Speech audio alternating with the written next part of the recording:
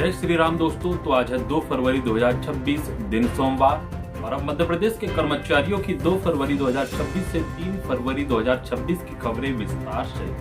इससे पहले अगर आप हमारे चैनल पर नए हैं तो चैनल को जरूर सब्सक्राइब करें और कमेंट कर बताएं कि आप वीडियो कहां से देख रहे हैं।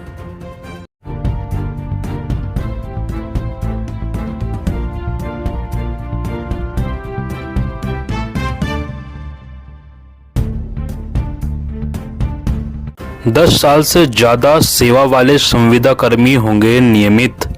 प्रदेश के करीब 2.5 लाख संविदा कर्मी के लिए मुख्यमंत्री डॉक्टर मोहन यादव ने बड़ी सौगात दी है। सरकार ने संविदा नीति 2023 के तहत नियमितीकरण, सेवा सुरक्षा और भर्ती से जुड़ी एक अहम घोषणा की है। मुख्यमंत्री ने कहा है कि 10 साल से अधिक अनुभव रखने वाले संविदा कर्मियों का नियमित पदों पर संविलियन किया जाएगा। यह प्रक्रिया रिक्त पदों में से 50% पदों के लिए रहेगी। उन्होंने यह भी कहा कि आगे इसका दायरा बढ़ाया जाएगा। इससे हजारों संविदा कर्मियों के लिए स्थायी नौकरी का रास्ता खुल गया है। इसके साथ ही संविदा कर्मियों को कर्मचारियों के समान महंगाई भत्ता देने और सेवा समाप्ति के मामलों में CCA नियम लागू करने पर भी सहमति बनी है। पदोन्नति आरक्षण मामले में सपाक्स और अजाक्स की दलीलें हुई पूरी। मध्य प्रदेश हाईकोर्ट में प्रमोशन में आरक्षण को लेकर सरकार की नई पॉलिसी को चुनौती देने के मामले में सुनवाई हुई। इस दौरान अजाक्स और सपाक्स की ओर से दलीलें पूरी की गई। सपाक्स ने हाईकोर्ट के सामने कर्मचारियों के ग्रेडेशन के आंकड़े भी रखे। मामले पर सुनवाई के बाद हाईकोर्ट ने सरकार से पूछा है कि नई प्रमोशन पॉलिसी में सुप्रीम कोर्ट की गाइडलाइन का कहां पर पालन किया गया है। कोर्ट ने यह भी पूछा कि RB राय मामले में बताई गई कमियों को पूरा करने के लिए सरकार ने क्या किया है। हाईकोर्ट ने पूछा कि पुरानी पॉलिसी में किन सुधारों के बाद नई पॉलिसी लाई गई है। मामले पर सुनवाई के दौरान कोर्ट ने राज्य सरकार को जवाब देने के लिए 1 सप्ताह का समय दिया है। तृतीय समयमान वेतनमान का लाभ देने पर लो निर्णय। मध्य प्रदेश हाईकोर्ट ने मध्य प्रदेश पूर्व क्षेत्र विद्युत वितरण कंपनी के अधीक्षण यंत्री को निर्देश दिए हैं कि याचिकाकर्ता को तृतीय समयमान वेतनमान का लाभ देने के संबंध में पुनर्विचार कर निर्णय पारित करे। जस्टिस MS भट्टी की एकल पीठ ने इसके लिए 60 दिनों की मोहलत दी है। जबलपुर निवासी सुभाष चंद्र तिवारी की ओर से अधिवक्ता श्याम मोहन वर्मा ने पक्ष रखा। उन्होंने बताया कि यह याचिका 2016 से लंबित है। याचिकाकर्ता की 1980 को कार्यभारित स्थापना के तहत नियुक्ति की गई है। उन्हें तृतीय वेतनमान का लाभ इस आधार पर नहीं दिया गया है कि याचिकाकर्ता की नियुक्ति 1986 के आदेश से नियमित स्थापक में सहायक ग्रेड 3 के पद पर की गई थी। उस तिथि से गिनने पर 2016 को 30 वर्ष होते हैं। याचिकाकर्ता 2015 को सेवानिवृत्त हो चुके हैं, इसलिए वे तृतीय वेतनमान के लाभ के पात्र नहीं हैं। दलील दी गई है कि मूल नियुक्ति 1980 में हुई थी और 2010 में सेवा के 30 वर्ष पूरे हो गए थे। कोर्ट ने याचिकाकर्ता के आवेदन को निरस्त करने का आदेश रद्द कर मामला वापस कंपनी को भेज दिया है। सरकारी दफ्तरों में अटेंडेंस पर होगी सख्ती। मुख्यमंत्री डॉक्टर मोहन यादव ने मंत्रालय में उच्च अधिकारियों के साथ बैठक कर नए साल में प्रशासनिक कार्य में तेजी लाने और योजनाओं के समयबद्ध क्रियान्वयन को लेकर उन्हें जरूरी निर्देश दिए हैं। इस दौरान उन्होंने अफसरों से कहा कि कोविड काल से प्रदेश के सरकारी कार्यालयों में 10 बजे से कामकाज शुरू हो जाए। इसके लिए बायोमेट्रिक सहित अन्य तकनीकी प्रणालियों का सहारा लिया जाए। मुख्यमंत्री के निर्देश मिलते ही मंत्रालय में कर्मचारियों के समय पर ड्यूटी पर पहुंचने को लेकर सख्ती शुरू हो गई है। सामान्य प्रशासन विभाग के अपर मुख्य सचिव स्वयं मंत्रालय का निरीक्षण कर रहे हैं। सामान्य प्रशासन विभाग की ओर से अधिकारी कर्मचारियों के सुबह 10 बजे कार्यालय पहुंचने और शाम को नियत समय शाम 6 बजे कार्यालय छोड़ने को लेकर दिशा निर्देश तैयार किए जा रहे हैं। विभाग जल्द ही इस संबंध में आदेश जारी करेगा। स्थायी नियुक्ति पर पहले पुराने कामगारों को देना होगा मौका।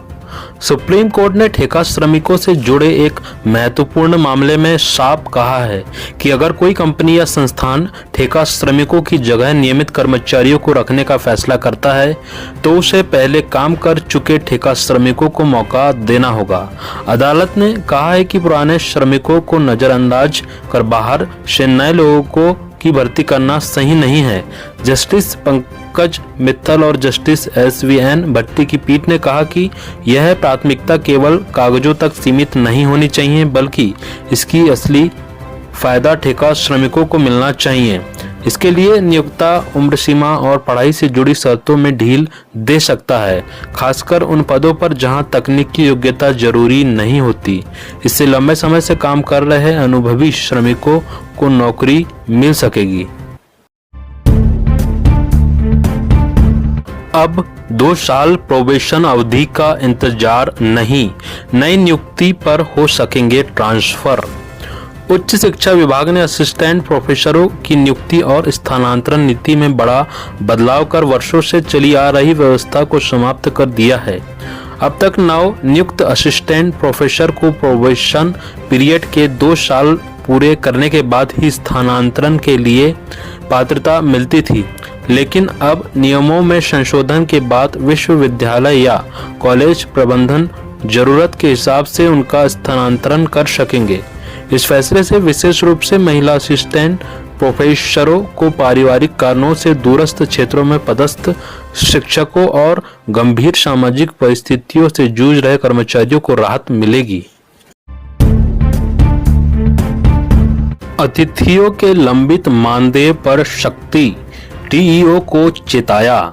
लोक शिक्षण संचालनालय ने अतिथि शिक्षकों के लंबित मानदेय भुगतान को लेकर कड़ा रुख अपनाया है। संचालनालय ने आगरमालवा, भिंड, देवास, झाबुआ, खरगोन, मंदसौर, मुरैना, राजगढ़, शहडोल, श्योपुर एवं शिवपुरी के जिला शिक्षा अधिकारियों को सख्त निर्देश जारी करते हुए कहा है कि यदि निर्धारित तारीख पर उपस्थित होकर जानकारी प्रस्तुत नहीं की गई तो उनके खिलाफ अनुशासनात्मक कार्यवाही की जाएगी। लोक शिक्षण संचालनालय की ओर से 16 जनवरी को जारी पत्र के अनुसार अप्रैल 2025 के पूर्व सत्रों में आमंत्रित अतिथि शिक्षकों के लंबित मानदेय भुगतान की जानकारी विकासखंड शिक्षा अधिकारियों के प्रमाणीकरण के साथ 20 जनवरी को दोपहर 12 बजे संचालनालय में प्रस्तुत करने को कहा था। चतुर्थ श्रेणी में अब आउटसोर्स भर्ती पर लगी रोक, सरकार ने पलटा अपना पुराना फैसला। प्रदेश में चतुर्थ श्रेणी के पदों को आउटसोर्स से भरने के लिए राज्य शासन द्वारा 3 साल पहले जारी किया गया आदेश निरस्त कर दिया गया।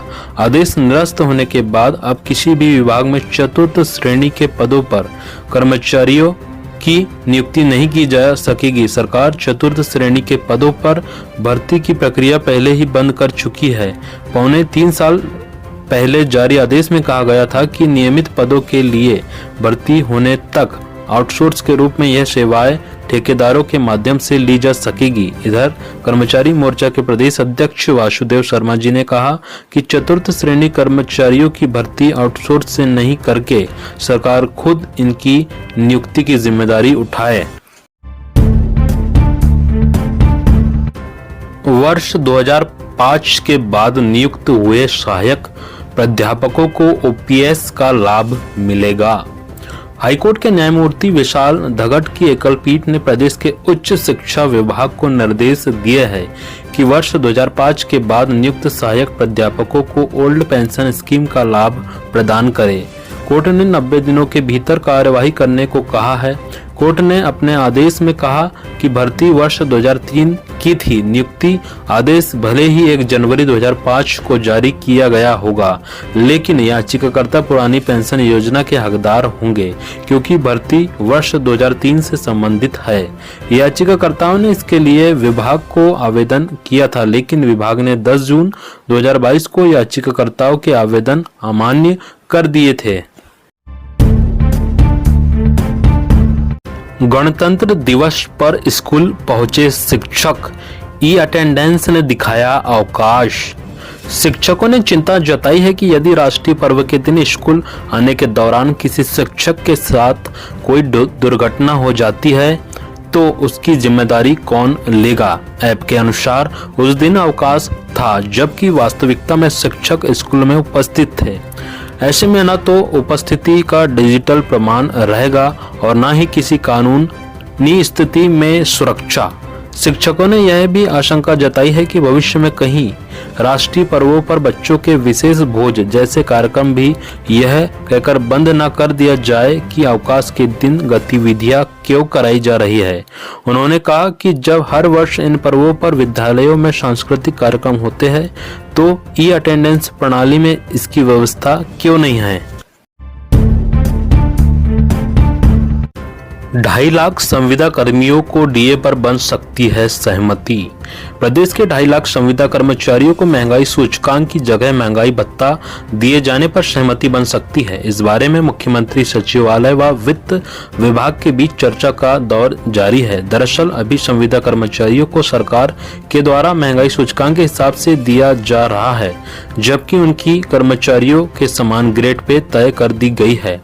भारतीय मजदूर संघ से संबद्ध संविदा कर्मचारी संघ की सीएम के सचिव आलोक सिंह के साथ इस बारे में बातचीत चल रही है। मध्य प्रदेश संविदा संयुक्त संघर्ष मंच के संयोजक दिनेश सिंह तोमर का कहना है कि संविदा कर्मचारियों की लंबित मांगों में प्रमुख रूप से नियमित कर्मचारियों के समान डीए दिया जाना शामिल है। साथ ही केवल संविदा कर्मियों के लिए हर साल कॉन्ट्रैक्ट रिन्यूअल की जगह लागू की गई नई अप्रेजल प्रणाली जिसमें मूल्यांकन किया जाता है उसे भी समाप्त किया जाना चाहिए। तो प्यारे दोस्तों, इस प्रकार की सभी महत्वपूर्ण जानकारी थी। दोस्तों, जानकारी अच्छी लगी हो तो वीडियो को जरूर लाइक कीजिए और अगर आप हमारे चैनल पर नए हैं तो चैनल को जरूर सब्सक्राइब करें ताकि मध्य प्रदेश के सभी शासकीय कर्मचारियों, पेंशनर, संविदा, आउटसोर्स, दैनिक वेतनभोगी एवं अन्य सभी कर्मचारियों के बारे में जानकारी आपको सबसे पहले मिलती रहे। और दोस्तों, इस वीडियो को अपने दोस्तों के साथ जरूर शेयर करें ताकि सभी तक ये जानकारी पहुंचे और कमेंट कर जरूर बताएं कि आप वीडियो कहां से देख रहे हैं और आप किस विभाग में कार्यरत है। धन्यवाद। जय श्री राम।